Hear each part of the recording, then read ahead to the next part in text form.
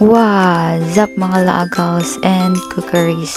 For today's upload, yes, magbisita ta sa lugar kung asa daghag tulips pero sa dili pa sugdan na tatong laag sa lamian nga pagkaon. Gisugdan natin na siya sa kanang dinner nga giluto ni Omoshiro Japan.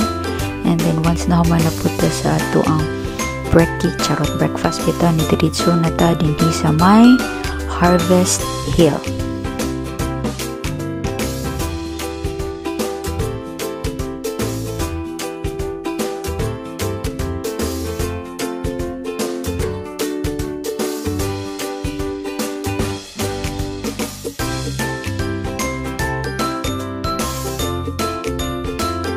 Dinhi sa Harvest Hill is daghan kag pwede mabuhat. Ang ilahang regular or permanente jud ni makit-an diri is kani ilahang mga farm animals. Kung asa pwede ka maki-interact sa ilaha by giving them food. So naa sila bendo machine dito nga imo lang hulgan og 200 yen man ata, and then naa na dahil na siya murag pills nga pwede nimong ipakaon sa ilahang mga kandi ay di sila mga karnero ra di ay.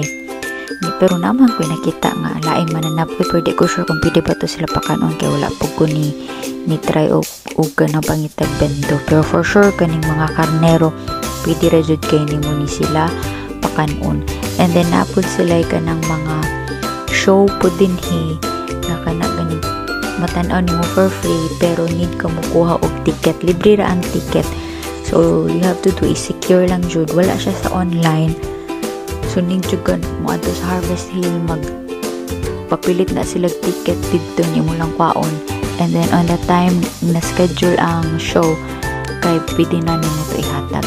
And then, same set ang style ana sa mga nagkadaiya-iyang indoor activity. Na ato sila kanang tawagan niyo kanang kanang cat cafe ata to siya nga pwede ka mo bisita, and then sa dilaing area naapoy ka ng arts and craft nga pwede ka mo take og lesson. So this is a family friendly nga laaganan din sa Osaka sa may Sakay City. And then napod sila dinosaur din. Wala ko ni sulod kay murag ako ray tiguang dito nga ni bisita daghan kay mga bata. And then bukod ana naa sa mga seasonal view or activities para sa aning tulips, and then another activity na po during sa summer or kanang other tawagan niyo plants during spring. And then tawagan ni kung winter daw, syempre wala man kayo igatubo ng mga halaman, and then bugnaw sa kaistanan. So ang mga mananap ra jud ang imuhang ma-interact. For anyway, ato sang appreciate ng mga tulips nga ako ang na-record.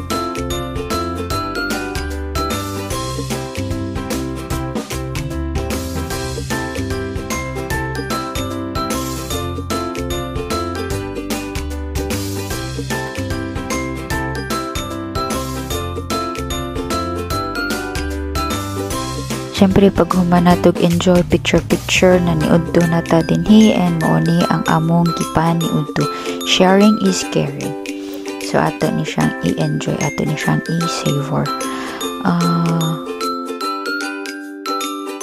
Humanatog paniudto ni attend na dayon ta sa ato ang bread making activity dinhi sa Harvest Hill. Kanina man siya nga kanang activity is 2 ways ni siya para imong makuha.